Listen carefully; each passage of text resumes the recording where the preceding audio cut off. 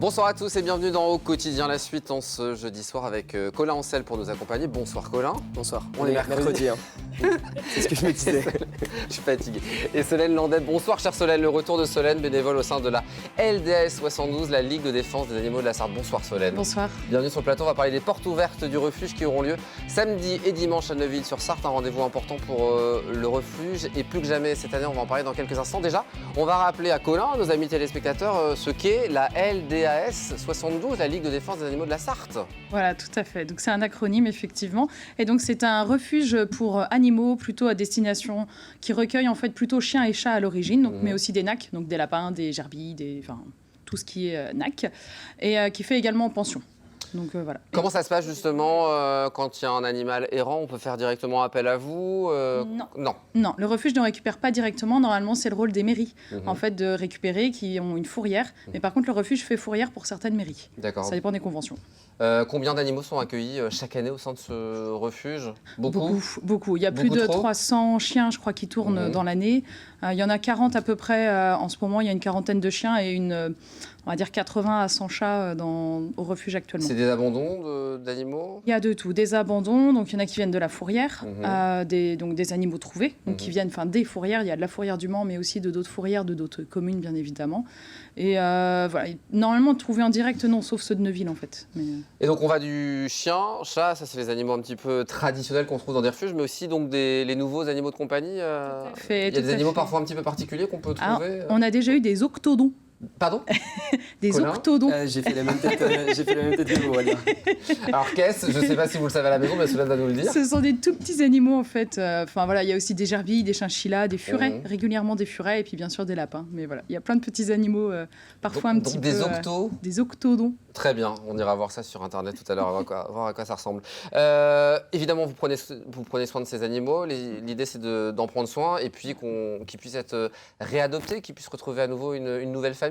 Ouais, l'objectif, c'est effectivement qu'ils trouvent un nouveau foyer pour la vie de préférence, qu'ils ne reviennent pas. Ça arrive malheureusement. Mais voilà, l'objectif, c'est effectivement, nous, on prend le temps. Donc, au refuge, il y a des bénévoles et donc il y a aussi des employés qui prennent soin des animaux.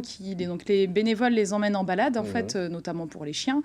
Et pour les chats, du coup, qui prennent le temps de les sociabiliser, d'apprendre à les amadouer un petit peu pour les plus craintifs et d'essayer de tester un petit peu le caractère qu'ils peuvent avoir pour trouver la bonne famille. Alors on va parler des portes ouvertes dans quelques instants. Si on souhaite adopter un animal de compagnie, est-ce qu'il y a des précautions à prendre? Déjà, il y a un temps de réflexion, ça n'existait pas avant, ça c'est tout nouveau. Ouais, ça, c'est on nouveau. Ne peut pas adopter directement l'animal, il faut se laisser 7 jours je crois. Il y a 7 jours, donc c'est un peu comme le délai de rétractation. Oui, c'est un petit peu ça quand on Mais c'est un consentement en fait qu'on signe avant adoption et du coup on s'engage, en fait c'est un certificat d'engagement à l'adoption de l'animal. Donc du coup entre le moment, c'est pour éviter les achats impulsifs en fait, les adoptions impulsives. Ça arrive? C'est déjà arrivé dans le passé? Oui, ça arrive. Ouais. Après, des fois, c'est des très bonnes adoptions, mais parfois, non. Donc là, au moins, les gens viennent voir l'animal une première fois, ils signent le papier, le consentement, et donc ensuite, ils sont obligés de revenir 7 jours, ou 10 jours après, ça dépend comment ça tombe. Mais ils sont obligés de revenir 7 jours après pour faire l'adoption réelle, donc ils ont le temps de réfléchir entre les deux si ça correspondait vraiment à leur mode de vie. Oui, et puis potentiellement de voir aussi avec les animaux si ça se passe bien, parce que des fois, ça peut être un peu compliqué. Alors, ils ne peuvent pas avoir l'animal avec eux, en fait, c'est ça le truc. C'est 7 jours de réflexion, mais du coup, sans l'animal. Donc c'est parce qu'effectivement, ça aurait pu être avec l'animal. Pour rejoindre ce que dit Colin, ils peuvent venir au refuge, se balader avec l'animal pour tout à fait. Créer un certain lien avec l'animal. Et puis, autre chose, on le dit souvent dans le cadre de cette chronique, on n'offre pas en cadeau un animal de compagnie. Non, un animal, ça doit se choisir, c'est aussi au coup de cœur. Donc, mais réciproquement, il y a l'animal aussi, si finalement ça se passe pas bien, si au premier feeling ça passe pas, c'est vrai que ça peut être délicat pour la suite. La LDAS 72, c'est une association. Il y a des salariés et aussi, comme toi, des bénévoles qui permettent à l'association de bien fonctionner parce qu'il y a un gros travail.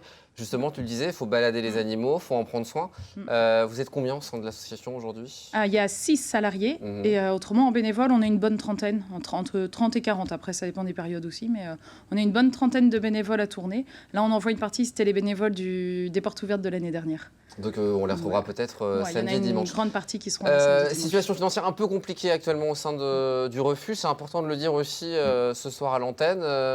Le Covid est passé par là, l'inflation et autres. Il y a une vraie problématique aujourd'hui. Comme beaucoup d'associations de protection animale, nous ne sommes pas les seuls, heureusement et malheureusement. Effectivement, il y a des grosses difficultés financières puisque tout a augmenté, mais aussi pour nous, les charges aussi ont augmenté au niveau que ce soit l'électricité, l'eau et choses comme ça, tout a augmenté. Les croquettes ont sacrément augmenté. Donc même si pour les croquettes, on fonctionne essentiellement avec des dons, mais les frais vétérinaires ont augmenté. Les frais vétérinaires, en fait, sur l'année 2022, c'est 8 000 €. Donc en fait, c'est énorme. Les frais vétérinaires, c'est assez...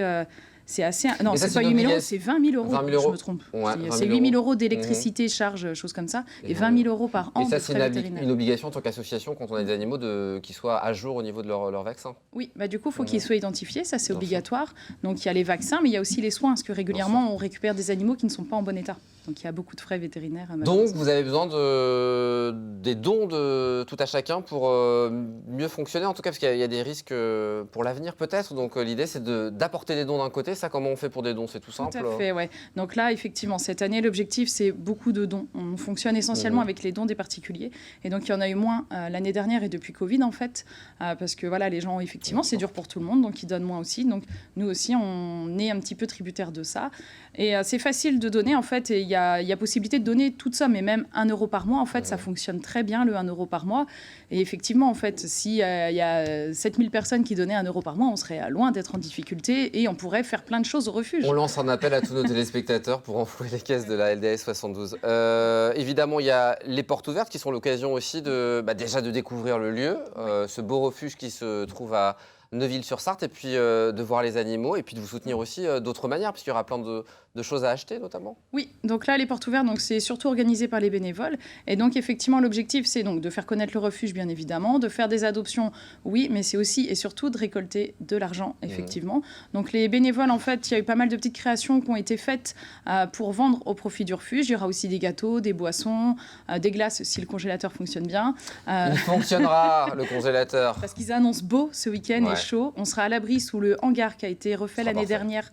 Parce que voilà, il menaçait de s'écrouler. Donc le hangar, c'est chose faite. Maintenant, on est à l'abri. On est bien dessous quand il fait chaud. On sera bien à l'ombre.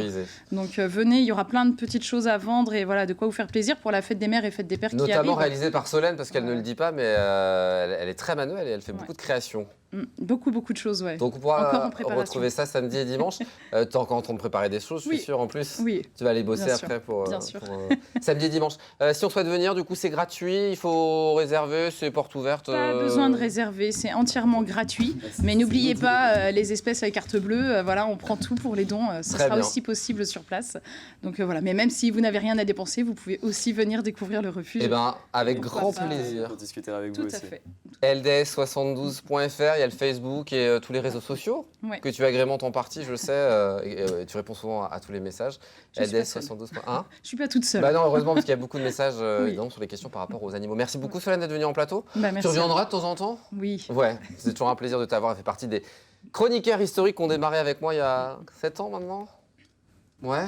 Ah, pas autant, 5. Pas autant, 5 ans. Ouais, 5 ans, ça rajeunit un petit peu. Merci beaucoup Solène, en tout cas, d'être venue sur le plateau. Avant de se quitter, notez-le bien, à partir de jeudi, et ce pour 10 jours, LMTV Sarthe a décidé de consacrer 100% de son antenne au centenaire des 24 heures. LMTV sera la télévision du centenaire pour ne rien rater de l'événement, avec le pesage tout d'abord, vendredi et samedi en direct sur notre antenne. La grande émission Centenaire au cœur, ça sera tous les soirs à partir de dimanche à 18h30 avec Antoine Besson pour faire un point sur l'actualité de la course et découvrir tous les événements organisés dans les communes sartoises, mais aussi des interviews, des portraits et des documentaires. Il y aura la parade des pilotes.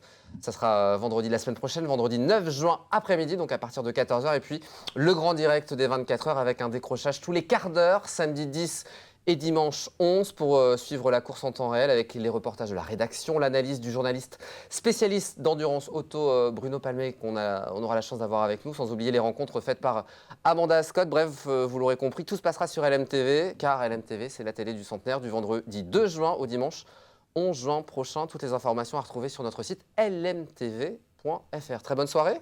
Merci, bonne soirée également. Dans un instant, l'infiltré du dimanche avec Amanda Scott. Nous on se donne rendez-vous demain, jeudi, je crois, pour une nouvelle quotidienne. À demain.